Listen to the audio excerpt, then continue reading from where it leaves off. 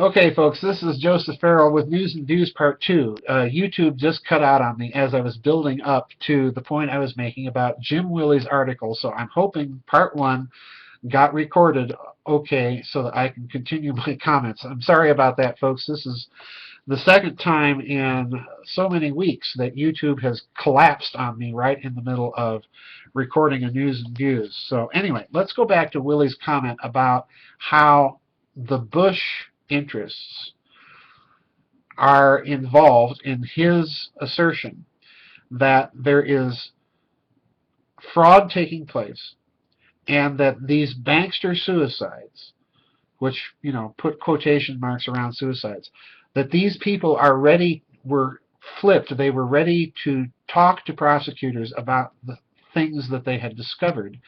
And it's Willie that mentions fraud, and it's Willie that mentioned the Vatican Bank, drug narcotics money, and a control room of Nazis. Okay, so now I'm not even, believe it or not, I'm not even going to touch the Nazi part of it. I'm just concerned really with the allegation that's being stated that there's a connection to Bush, to mortgage fraud, and so on. Now, let's go back to my good friend, former Assistant Secretary of Housing and Urban Development, Catherine Austin Fitts. And of course, most of you know her story of how she became aware of massive mortgage fraud occurring in the federal government, and that somehow this fraud was connected to the huge size of the black budget.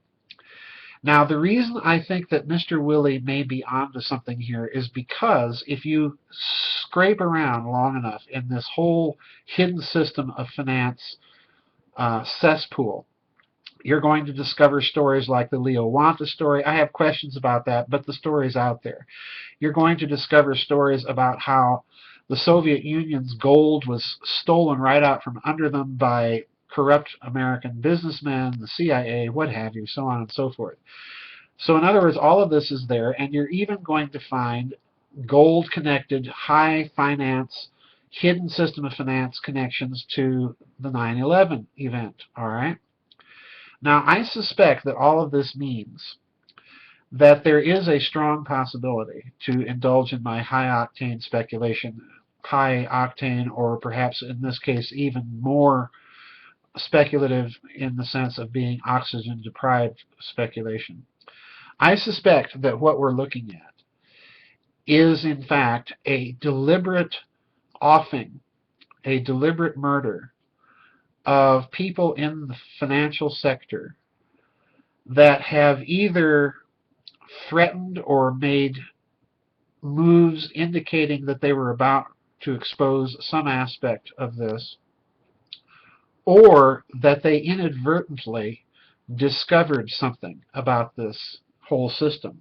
The thing that for me is the hot potato here is precisely that man in Colorado who was suicided by nail gun, no less than 8 nails, into the skull. And again, one of them from behind in a position that could not possibly be done by most of us trying to reach back there with a nail gun. I suspect that that particular suicide, more than the others, was a deliberate message on the part of the people behind this system to say, don't go there, this is what happens if you do. And this man in a title company business would have clear access to any sort of fraud that was being perpetrated in the mortgage sector of the financial sector. All right. So in other words, I think it's possible that we're looking at, as I said, an updated version of the credit default, mortgage default, derivatives bubble being updated in the same way, by the same techniques, by the same people. Now, while all of this is going on, there's been another story that we have to add to the mix and stir. And that story is recently, and I'll probably blog about this, that story is that recently the Bundesbank in Germany decided to slow down the schedule of its gold repatriation.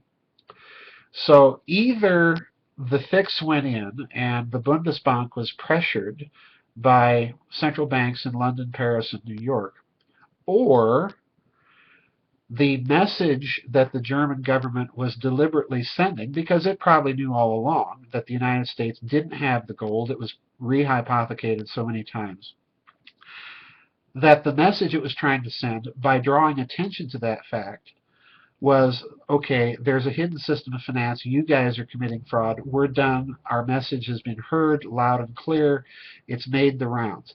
It's possible that's going on as well. All of this, I suspect, is coupled into the so-called reforms going on at the Vatican Bank. Why? Because, as most people are aware, the Vatican Bank does have those murky connections to the mafia, to the P2 scandal back in the 1980s and so on. And remember something I wrote about in Covert Wars and Breakaway Civilizations. When this hidden system of finance was being talked about, the term gold was also code, not just for actual physical gold bullion, but it was code for drug money. All right? So I suspect that what you're looking at is a huge system of updated mortgage fraud that is using drug money. This is a perfect way to launder all this and gain property, flip houses that have been foreclosed, and then rent those houses out. So they're raking in the money right and left, folks. And I suspect that what these bankers, as Jim Willie suggested, what these bankers may be doing are trying to alert authorities, and they're being picked off. That, in a certain sense, folks, even though the circumstances are tragic for their families and their loved ones, that in a certain sense is a good thing, because it means that the other methods that they've had of trying to keep this quiet are decaying on them, and now more and more bankers are willing to expose the whole system. Eventually, if that process continues, if that trend continues, there's going to be so many bankers that offing so many of them is going to raise its own suspicions, and the game is up. So they can't afford to do this too much. That indicates they're under some pretty extreme pressure coming from somewhere. My guess is, of course, the typical culprits as to where this pressure is coming from. It's coming off of the internet. It's coming from, to a certain extent, people in Germany wondering where their country's gold is. It's coming from China. Ultimately, I suspect it's going to come from Russia. Now, I'm going to leave you with that. Russia. Amidst all the hype about lack of adequate quarters inside of Russia for the Olympics and whining, complaining Western journalists, I think you'll notice something. The Olympics are being used as the opportunity of the moment to create black press for Russia.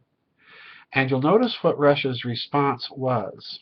It was to publicize the telephone call of the State Department employee Victoria Nuland, who basically said that, you know, the EFU can go someplace, and she used choice language to do it.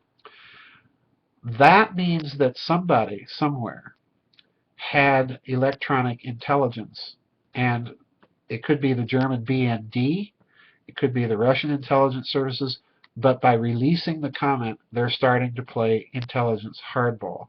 And that's a message being sent. You're not the only ones listening in on everybody's conversation. We are too. That implies, folks, the ability to listen in and monitor financial transactions. And that's what I think underneath all of this may be going on. Messages are flying back and forth at a pretty fast pace. So stay tuned, folks, and I'll see you on the flip side. Sorry about the interruption. I hope that today's news and views made some sort of sense. Bye-bye, everybody.